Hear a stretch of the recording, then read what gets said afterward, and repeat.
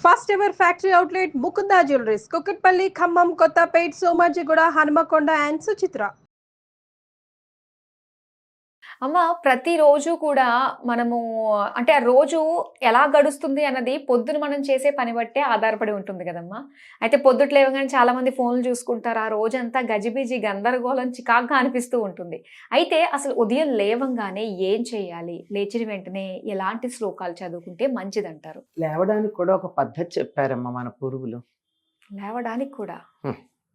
అంటే నిద్ర పక్క మించి ఎట్లా లేవాలి దగ్గర నుంచి పక్క మీదకి ఎలా చేరాలి దాకా, పక్క మీద చేరాక కంటి మీద రెప్ప వేశాక ఏం చేయాలి కూడా మనకి చెప్పారు. అబ్బా!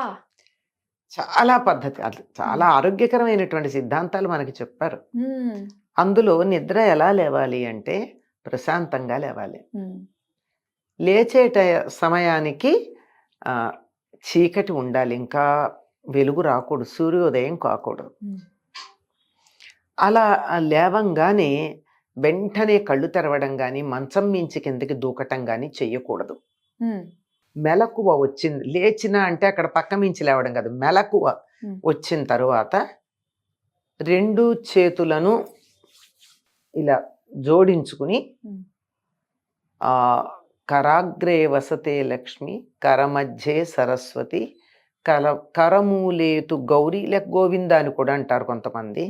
కరమూలేతు గౌరీ ప్రాభాతే కరదర్శనమని ఈ 2 చేతులు తెరిచి 2 చేతులు చూడాలి. ఇంకా కొంతమంది ఇలా అని కళ్ళు ఇలా అనుకుని కూడా చూస్తారు. యోగాలో కాస్త కళ్ళు మూసుకుని ఓపెన్ చేసి గానీ ఇలా రబ్ చేసుకుంటారు అని చెప్పి. అదే రబ్ చేసి తెరవడం అన్నది. ఎందుకంటే అరచేతులకు చాలా శక్తి ఉందమ్మా. నాడీ మండలం తాలూకు కొసలు ఉంటాయి గనక ఇవి ఇలా అనుకోవడం వల్ల అవి యాక్టివేట్ అయ్యి ఇలా కళ్ళ మీద ఇలా పెట్టుకున్నట్టయితే ఒక పిరమిడ్ ఎఫెక్ట్ వచ్చి కంటికి చల్లదనం కలుగుతుంది.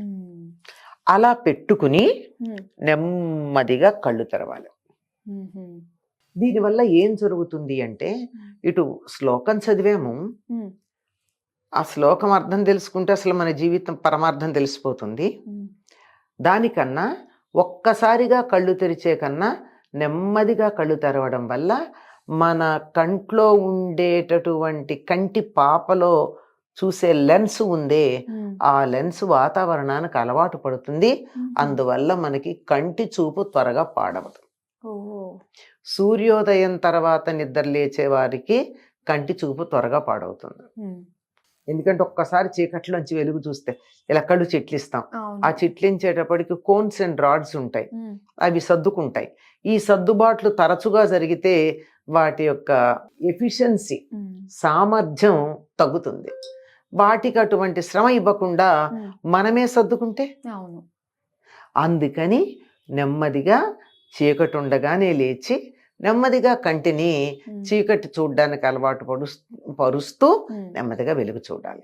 ఇంకా ఆ తర్వాత చెప్పే శ్లోకం ఉందే, కరాగ్రే వసతే లక్ష్మి, చేతి పై భాగంలో లక్ష్మి ఉంటుంది, కరమధ్యే సరస్వతి, కరమూలేతు గౌరీ, చేతి యొక్క మొదటి భాగం ఇది, ఇక్కడ లక్ష్మి గౌరీదేవి ఉంటాయి అని. అంటే నేను నిద్ర లేచి ఎవరి మొహం చూశానో, ఇవాళ నా రోజు ఇట్లా ఉంది అని ఎవరిని కూడా మనం నిందించే అవకాశం లేకుండా నా చెయ్యే నేను చూసుకుంటా. నా చెయ్యి అంటే మళ్ళీ ఇదేమన్నా దరిద్రమా? కాదు. ఇది ఎట్లాంటిది, నా చేతి మొదళ్లలో లక్ష్మీదేవి ఉంది, మధ్యలో సరస్వతీదేవి ఉంది, ఈ మొదటి భాగంలో గౌరీదేవి ఉంది. అంటే ఏమిటి అర్థం? 3 శక్తులు, అంటే ఇచ్ఛా జ్ఞాన క్రియాశక్తులు. ఇచ్ఛా జ్ఞాన క్రియాశక్తులు ఏమిటది? కరాగ్రే వసతే లక్ష్మి, చేతి మొదట్లో లక్ష్మీదేవి ఉంది, పని చెయ్యి సంపద వస్తుంది. పుస్తకం చేతిలో పట్టుకో జ్ఞానం వస్తుంది. పని చెయ్యాలంటే ఇది అవసరం, శక్తి కావటానికి.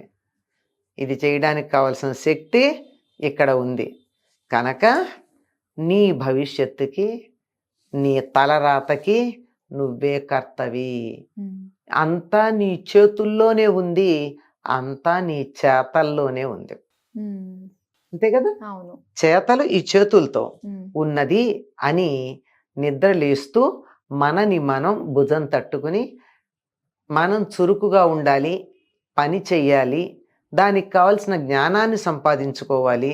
దానితో మరంత నేర్పుగా మెలకువలు తెలుసుకుని మరి కార్యాలని సాధించాలి. అలా నా రచయితులే నాకు లక్ష్మీప్రదాలు, సరస్వతీ ప్రదాలు, ఆ పైన శక్తి ప్రదాలు అని గుర్తు చేసుకోవడం చెయ్యాలి. దీని అర్థం తెలిసి ఈ పని చేస్తే ఒకటి మన ఆదర్శం తెలుస్తుంది, ఇంకొకటి కంటి చూపు మెరుగవుతుంది. అంతేకాకుండా నిద్ర లేవగానే మంచం మించి దూకడం ఆరోగ్యానికి మంచిది కాదు. అలాగే నైట్ మనం పడుకుని మార్నింగ్ లేచే టైంకి మొత్తం అంతా కూడా శక్తి అంతా కూడా మనలో ఉంటుంది. ఒకేసారి కళ్ళు ఓపెన్ చేస్తే ఆ శక్తి అంతా కూడా దేని వైపు చూస్తామో దాని వైపుకి వెళ్ళిపోతుంది అని చెప్పేసి అంటూ ఉంటారు. ఒక అదేమో అట్లా ఏమో కాదు, అట్లా కాదు. కానీ ఏమవుతుందంటే సైన్స్ చెప్తాను నేను. మనం పడుకున్నప్పుడు ఎలా ఉంటుంది, మన రక్తనాళాలు భూమికి సమాంతరంగా ఉంటాయి, అవునా? లేస్తాం, లేచి కూర్చుంటే గుండె నుంచి రక్తం పైకి వెళ్ళాలంటే ఎటు వెళ్ళాలి, మెదడుకి వెళ్ళాలంటే పైకి వెళ్ళాలి కదా. ఒక్కసారిగా గుండె అనే యంత్రం వెంటనే మార్చుకోవడం కష్టం అవుతుంది. కనుక మంచం మించి లేచి దూకకుండా లేచి ఒక్క నిమిషం కూర్చుని ఆ తర్వాత నెమ్మదిగా వంగి భూదేవికి నమస్కారం చేసుకుని వెళ్ళామనుకో, రక్త ప్రసరణ బాగుంటుంది. ఎవరైతే నిద్రలేవంగానే మంచం మించి దూకి వెళ్లకుండా ఒక నిమిషం కూర్చుని పెడతారో వాళ్ళకి పక్షపాతం వచ్చేటటువంటి అవకాశం 125% మాత్రమే ఉంటుంది, 75% పోతుంది. అంతేకాదు చాలా మంది హార్ట్ అటాక్స్ వచ్చి తెల్లారుజామున చనిపోవడం ఓల్డేజ్ పీపుల్ కారణం కూడా అంతే. వాళ్ళు తొందరగా యూరినేషన్కి వెళ్ళాలి అన్న తొందరలో ఎక్కడ పక్క పాడైపోతుందో అని మంచం మించి లేచి వెంటనే బయలుదేరతారు. ఆ వెంటనే బయలుదేరేటప్పటికి మెదడుకి రక్తం అందక గిడ్డీనెస్ వచ్చి పడిపోతారు.